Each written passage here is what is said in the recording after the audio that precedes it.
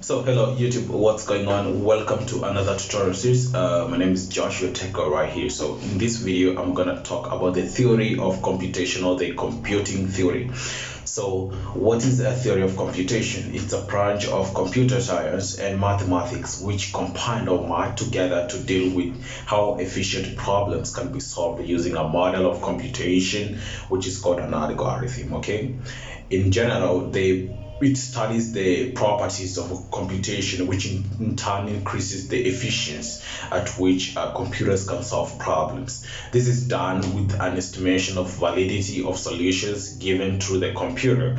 And through the theory of computation, it determines the proper or the best algorithm which can give the best solutions in the minimal time possible. Okay, so this is a fast growing branch in computer science which has helped in solving many fields apart from computer science. It does only focus on computer science, but it has helped other fields like biology, physics, economics, and other more fields which exist outside there in the market. So before introducing you to the basic theories of computation, I would like to talk about the Turing machine, which plays a big role or a good role in this theory.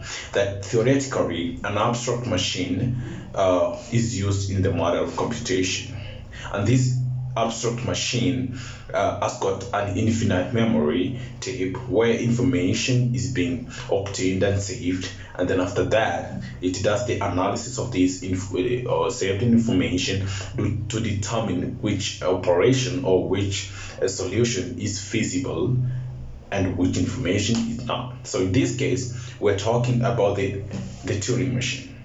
This Turing machine was developed by a guy called Alan Turing in the year 1963, and this has helped to improve general questions which have arisen in the field of computing and in other fields like economics, biology, and more in other related fields. So back to the computation theory. So we can talk about this computation theory being approached in three ways. So the first one is what we call the automata theory.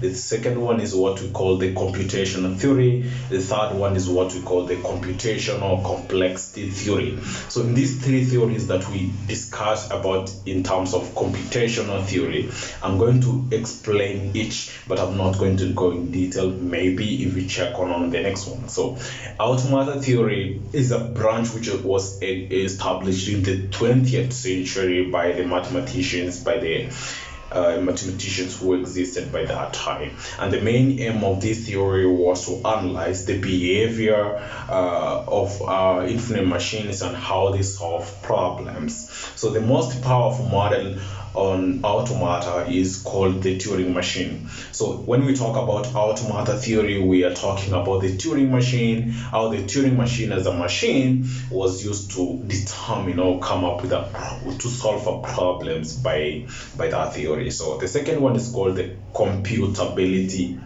theory.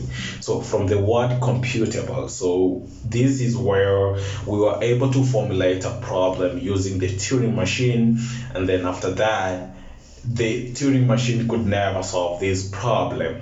But in other words, we are talking about the computer which is able to address a problem but unable to come up with a solution. That's why we talk about the computability theory. Okay, the third and last theory in the computation theory is what we call the computational complexity theory. Okay, so in this computation complexity theory, it's focusing on some two performance metrics, and the first one is called the time complexity, and the second one is the space complexity. Okay, this complexity theory discusses the efficiency of a problem which could be solved, and this is done by considering the two major aspects I've mentioned, the time and the space complexity. Okay, so why am I talking about this computing theory? Okay, so I can say that the two aspects which are used to measure the computation complexity theory can be used to analyze and solve a problem, and thus reducing or determining the memory space which is needed to solve a problem.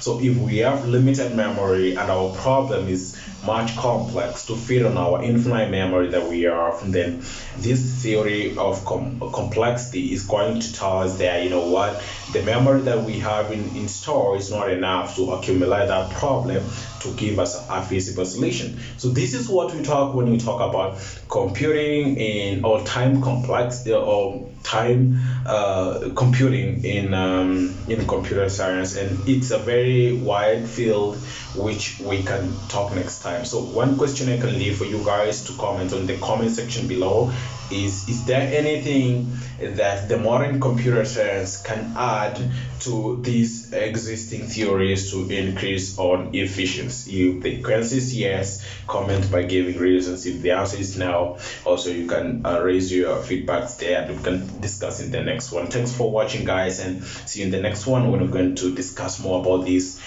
time complexity theories in computing. Thank you for watching, and don't forget to subscribe. That's the only coffee you can buy me right here.